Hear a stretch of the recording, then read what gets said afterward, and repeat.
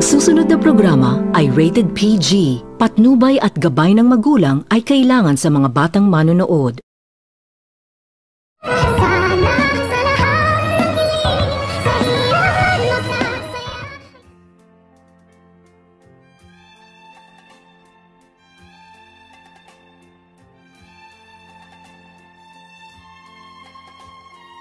Pagkatapos nitong marinig ni Justin ang mga sinasabi ni Moira sa kanya, na sinabi nito ni Moira sa kanya na siya umano ang totoong ama ng kanyang anak na si Zoe, kung kaya't hindi naman din nito napigilan ni Eric ang kanyang sarili. Nang makita nito ni Eric itong si Dr. Tanyag, ay agad naman din itong nilapitan ni Eric itong si Dr. Tanyag, kung kaya't gulat naman din itong si Dr. Tanyag nang kanyang makikita itong si Eric, at agad naman din itong tinanong ni Dr. Tanyag kung ano umano ang kailangan nito, at dito agad naman din itong tinanong ni Eric kung kilala ba umano nito ni Dr. Tanyag ang kanyang anak na itong si Zoe, kung kaya't agad naman din itong sinagot ni Dr. Tanyag itong si Eric kung ano umano ang ibig sabihin sa kanyang mga sinasabi, kung bakit hindi umano nito kilala ni Dr. Tanyag ang kanyang anak, na anak naman umano nito ni Dr. Tanyag itong si Zoe, at kasama umano nito ni Dr. Tanyag itong si Zoe simula umano nang ipinagbuntis ito ni Moira,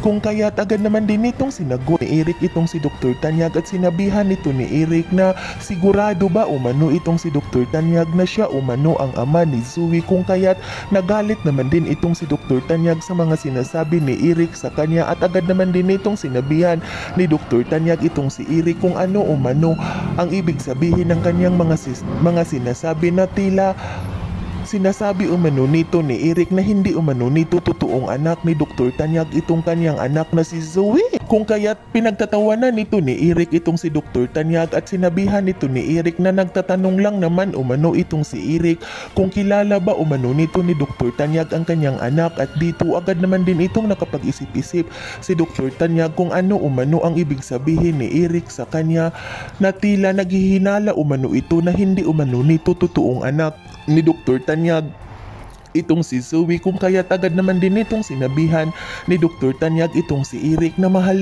umano nito ni Dr. Tanyag itong si Zoe, at si Zoe umano ang dahilan kung bakit pinakasalan umano nito ni Dr. Tanyag ang kanyang asawa na itong si Moira, kahit hindi umano nito mahal ni Dr. Tanyag itong si Moira, dahil ayaw umano nito ni Dr. Tanyag na walang ama na lumaki ang kanyang anak, kung kaya't napapikit naman din sa mata itong si Eric, at iniisip nito ni Eric na totoo ba umano ang mga sinasabi ni Moira, kung kaya't gulat naman din itong si Moira nang kanyang makita na nakikipag-usap itong si Eric sa kanyang asawa na itong si Robert, kung kaya't dali-dali naman din itong nilapitan ni Moira itong dalawa. Dito nang malapitan na nito ni Moira ay agad naman din itong nagsalita itong si Moira, at sinabihan nito ni Moira ang kanyang asawa na itong si Robert na wag umano itong maniniwala sa mga sinasabi ni Eric, dahil nagsisinungaling lang umano ito, kung kaya't gulat naman din itong si Dr. Tanyag sa kanyang naririnig galing sa bibig ng kanyang asawa, at sinabihan nito ni Dr. Tanyag na wala naman umanong